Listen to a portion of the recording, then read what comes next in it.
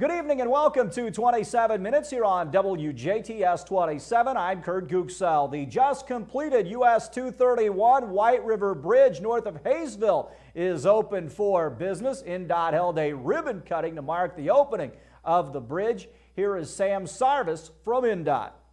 Welcome you all here to Haysville to the White River Bridge ribbon cutting event. My name is Kurt Gutgsell. I'm the Public Information Director for INDOT here in Mid-Sense, and today is an exciting day not only for INDOT but for Du Bois County as well. I'd first like to introduce Sam Sarvis. He's our District Deputy Commissioner for the Mid-Sense District of INDOT, and then we have a few additional speakers, and then we'll cut the ribbon and have a great time. So thank you for coming today. Thank you, Sheriff. I think it's a great day not just for Du Bois but Martin County as well. Sorry.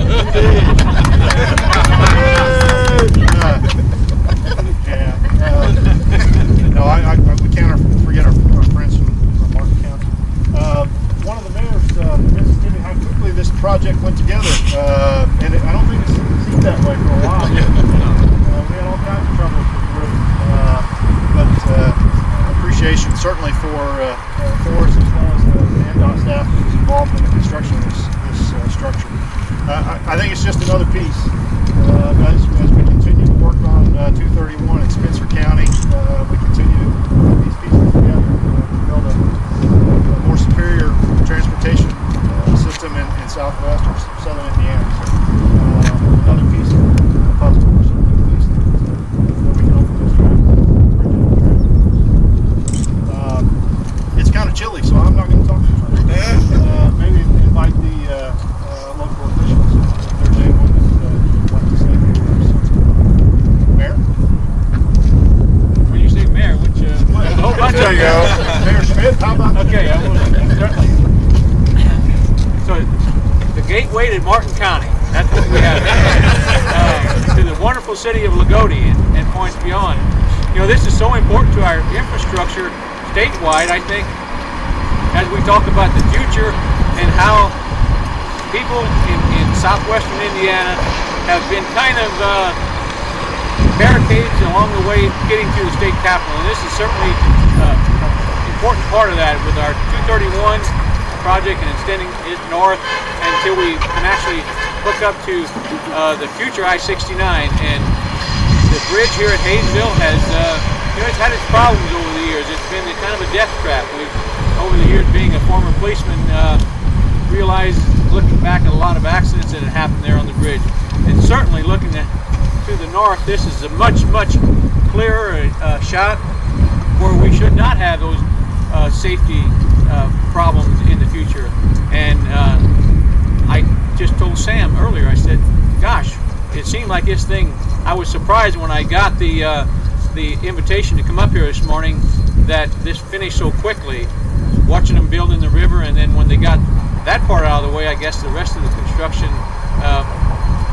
went real quick. It didn't seem that long ago all of the concrete beams were coming through Jasper, and we had all the people out there, and more people than when the mayor's in the Strassenfest parade. They had more people looking at the concrete going through town. But it's just a great day for, I think, for INDOT, Indiana Department of Transportation. It's a great day for Du Bois and Martin County, and just glad that we got the invitation to be part of it. Thanks.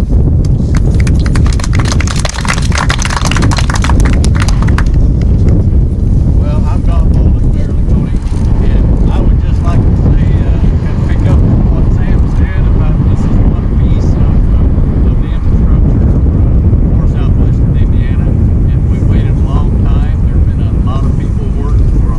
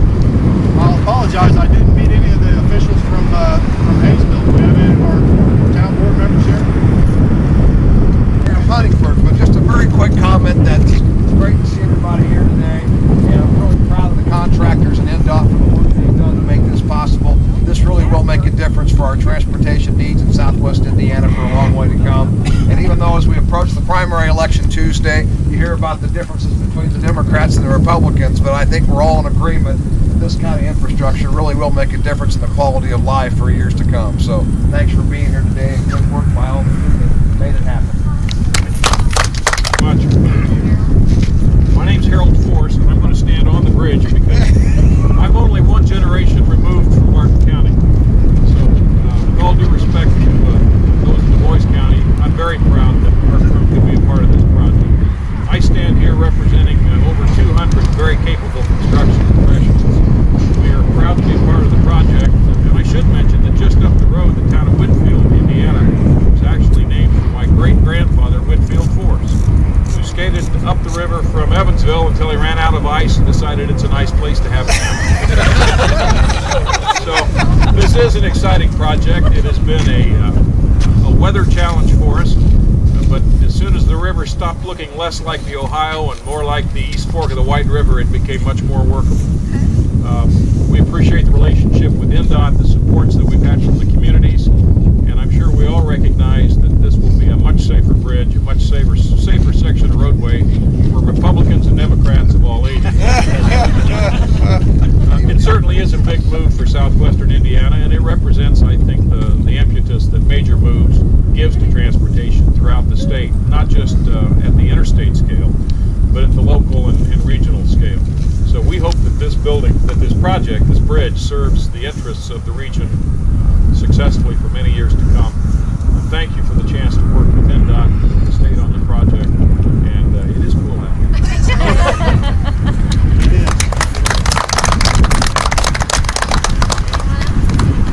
Anybody else? Well, with that, we'll wrap it up. We do have our area engineer, the project engineers that worked on the bridge are here with us.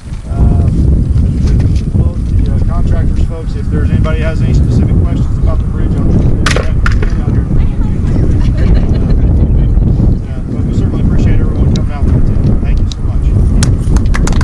Are you ready? Give me a countdown, Sam. More river, John. Get skinny.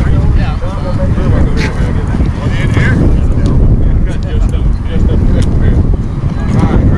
And not trying to save money on the 1, 2, 3. The new bridge appears to be a lot safer. It is now 45 feet wide as opposed to the old bridge that was just 24 feet wide. Also recently, Governor Mitch Daniels appeared before a statewide audience to throw out his plan to ease the property tax burden on fellow Hoosiers. Good evening. For the last few months, no subject's been on my mind or the mind of most Hoosiers as much as property taxes. In almost every county, some homeowners were hit with huge increases. In some counties, it seemed almost everyone got a big jump. Assessments were inconsistent and often grossly unfair. It is not acceptable that any citizen cannot afford to keep the home they may have worked all their lives to buy. The status quo is not tolerable, and we must act to fix it. Several causes combined to produce this situation. Back in the 90s, courts ordered a change to assessments based on market prices. In 2002, the legislature repealed the inventory property tax on business and switched from reassessment once a decade to once a year, or trending. And the biggest factor of all, total local spending on schools, libraries, school construction, and other services has continued growing faster than taxpayers' incomes. When that happens, property taxes can only go up. We've been here before. Repeatedly over the last 35 years, state government has tried to help out. State taxes have been raised and the money used to subsidize local budgets and reduce property taxes. By now, 85% of school operating costs are paid for by our state taxes, not our property taxes. Half the sales tax, 3 cents out of 6, is sent back to support local government, or your property taxes would be far higher than they already are. What we do next must learn from this history because the old approach has not worked. In every case, a few years later, our state taxes were higher and our property taxes were too. It took only 5 years this time. I've looked at every option for change. I've talked with Hoosiers all over the state. I've studied Indiana's past approaches to this issue and the attempts of other states to deal with their own problems. When Indiana acts this time, and act we must, our steps must be fair, far-reaching, and final. I've prepared and will recommend to the legislature a proposal to cut every homeowner's property taxes sharply and cap them forever at no more than 1% of a home's true value. This provision must be added to the state's constitution to ensure its permanence and guarantee that no Hoosier ever again pays more than a penny on the dollar of their home's value.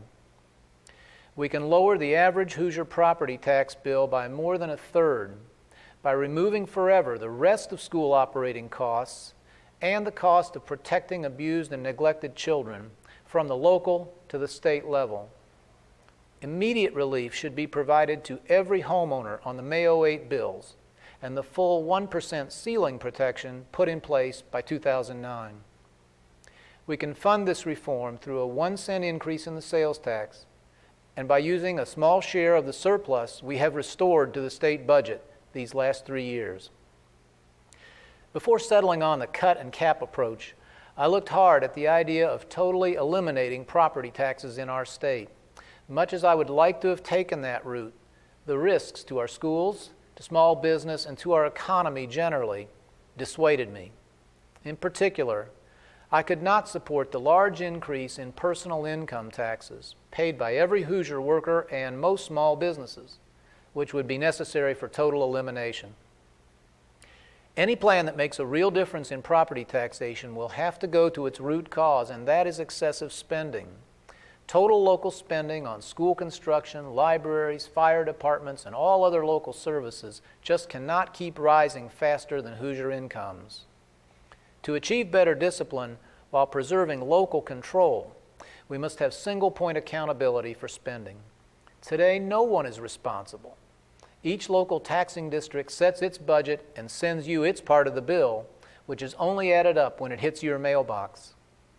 The county tax board in each county must accept the duty of reviewing the total of local spending plans and trimming those budgets as needed to keep our taxes down. As further protection against overspending, we should strengthen taxpayers' direct say in local decisions, especially the borrowing for new schools and other construction, which has been the biggest driver of property tax increases. I'll propose that any significant new capital project or any spending beyond the growth in local income must be approved by voter referendum. Next, we must protect other property taxpayers from being exploited. I'll propose hard ceilings with no exceptions and no loopholes of 2% for rental properties and 3% for other businesses, also written into our Constitution. Finally, our unfair and unfixable assessment system must go. I'll propose the elimination of all political assessors and the appointment by each county council of a single, qualified, and certified assessor to oversee trained professionals in conducting future appraisals. Immediate relief for every homeowner, a 1% permanent cap on every homeowner's taxes, an end to unfair and inaccurate assessments, real limits on local spending. As bold as these changes would be, I am very optimistic of achieving them, especially if you will help. In the last 3 years, we've already solved problems like the state government deficit and the state highway shortfall that people said would take years or were simply impossible. We can solve this one too and open a new era of opportunity in which Indiana is the nation's leader in defending and promoting the American dream of home ownership. Thank you and good night. Stay tuned. We'll have more 27 Minutes after this.